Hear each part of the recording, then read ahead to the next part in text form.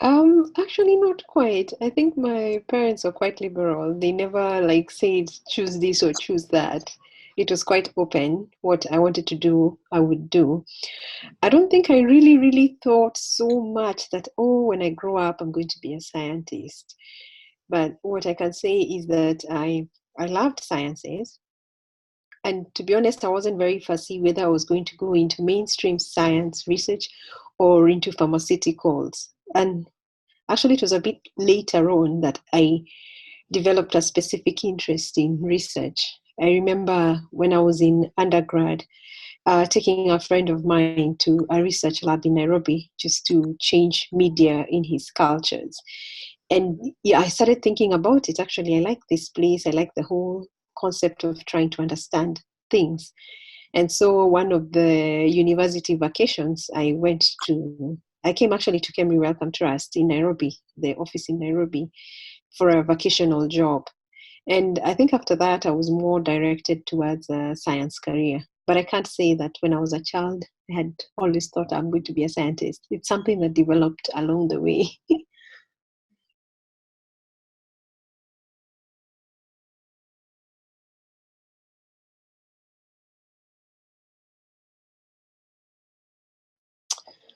Yeah, I was thinking about the whole concept of whether the challenges are particularly because I'm a woman. I mean, science as a career has quite a number of challenges, and the challenges range right from getting opportunities or grants, but that's at various stages of your career. But if I can look back at maybe two specific incidences where I think it's quite something that came up because I'm a woman, I would say that I remember during my master's training, um, just the sort of the way as women we carry ourselves. I think women are a bit less confident than men, if you ask me, in terms of just how we assert ourselves. And that came up during my master's class where we were four students and there were three male students and myself. But during the term, you could see there was a lot more confidence in the male students. And we would do assignments and gather and hand them in for marking. And I remember at some point, we hadn't received most of our feedback from the lecturers. And so one point, one of the lecturers told us that they would put all our feedback into a pigeonhole in their office. And I happened to be the first one to have reached the pigeonhole. And I looked at the scores for the various cards and everything we had done. And I was quite surprised because I had done pretty much well, comparable to the other three in the class. But on high, it made me to start thinking. During the course time, I was less confident. I always perceived they knew more. But then when we looked at the actual scores in terms of cards or assignments given, I had done as well. In fact, in many of them, I had done better. But just that ability to be assertive. I think men are a bit more assertive in the field than we women have been. I think the other challenge is more societal in terms of just society expectations. And a lot women, all the perception when you're a female scientist.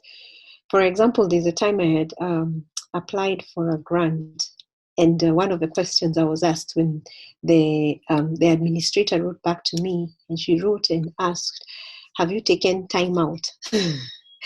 And gave examples for to take care of children or other things, and it actually hit me. A lot of the expectation from society or from the world is that the challenge is that you've taken time out. But I think in our context, there are also challenges for those women who are not, who have not, who are either don't have children or whatever. The society creates a different kind of pressure. People assume the pressure is that you're taking care of children, but society also creates a pressure for those who do not. They're perceived as you've taken your career too far, it is too important, you're not doing these other things. So I think challenges come both ways, in both directions, if you ask me. But many other challenges, I think, in science are just basically the kind of career it is, that science is challenging. And it is tough in terms of being able to write grants and attract funding. Those are not necessarily because you're a woman. Those are probably more general. Yeah, true.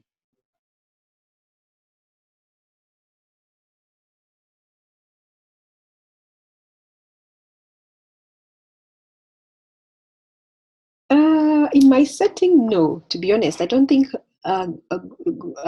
progressing in my career, I've had specific challenges that because of I'm a woman. I think I've been able to hold positions of responsibility in equal measure to the male colleagues that we have.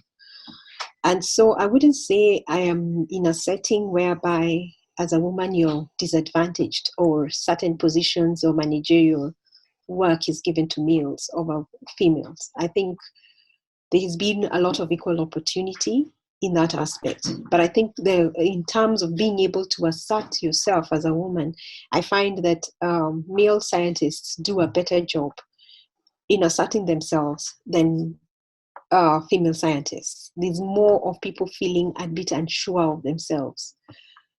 And it's not necessarily that they're less able, they're just not as assertive or come across as assertive as many male colleagues. But I wouldn't say I've had a direct challenge of whereby I've been disadvantaged. No, I've had equal opportunity.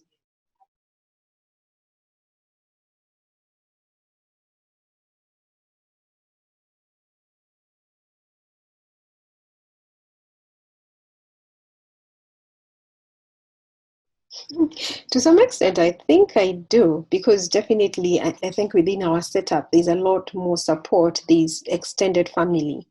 I mean, literally in Africa, it takes a whole village to raise a child. I mean, even on this continent, you can happily leave your child with your neighbor who's not even related to you. I think the challenge is a bit more in the north, where probably as a parent, you have to spend more time with that child directly. Here, you tend to have a little bit more support, and it's also it's affordable in terms of that you can get people and you can be able to pay for that help a bit more easily than you can in the north. I don't know, in terms of just the pressure emotionally could be equal because you're a parent and you still feel the same pressure of leaving your child in daycare or leaving your child with somebody at home. The emotional impact could be similar here and in the north, but in terms of actual help, it might be a lot easier to get help here than you do in the north.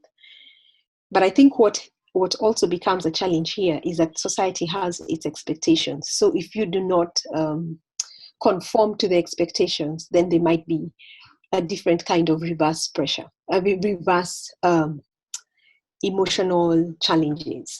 That if you have not done the things that society thinks you should do by then society has its whole set of pressure that might not be there in the north.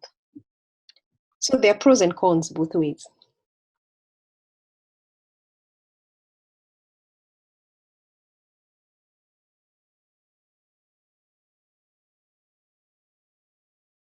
I don't know. Maybe it's whether it's really taking risk per se or not.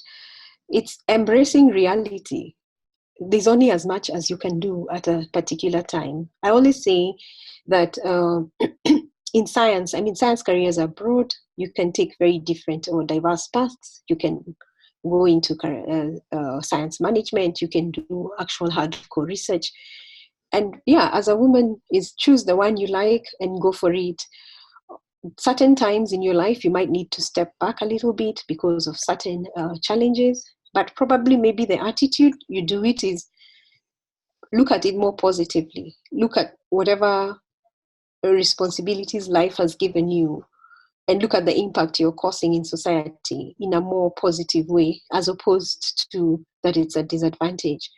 But also take care of yourself as a woman in terms of whether it is challenges of bringing up children. These children within 4 years will be a bit more self-independent, and you're back to you not having something to do. But so it's really a balance and just embracing it and taking it positively, as opposed to saying that because there are many expectations from you that you're not, you do not want to take the risks.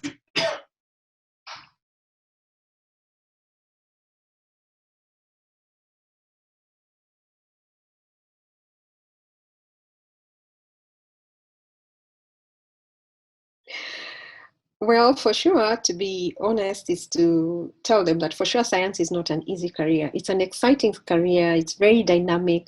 And I had said earlier on, it gives you an opportunity to take very diverse sort of paths and still keep you in science.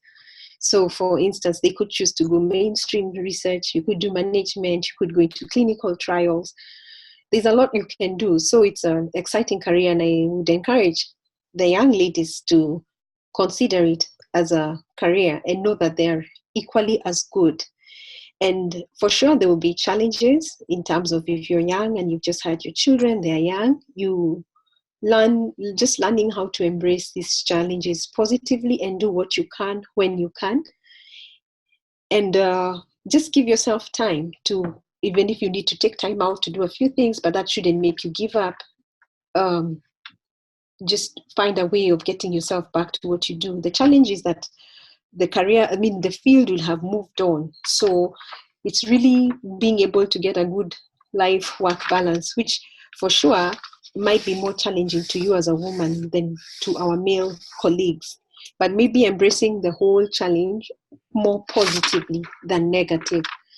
And then for sure is just is that, or even if we are on the continent, we need to do science with excellence. A lot of time, people want to perceive or do things a bit more mediocre, in a less excellent way, on the basis that we are developing countries. But the challenge is that do your best and excel in science. You can do it as equally as well as our male colleagues in the West or our male colleagues on the continent. So I'll just encourage them to go for it and choose something that you like and give it your best shot.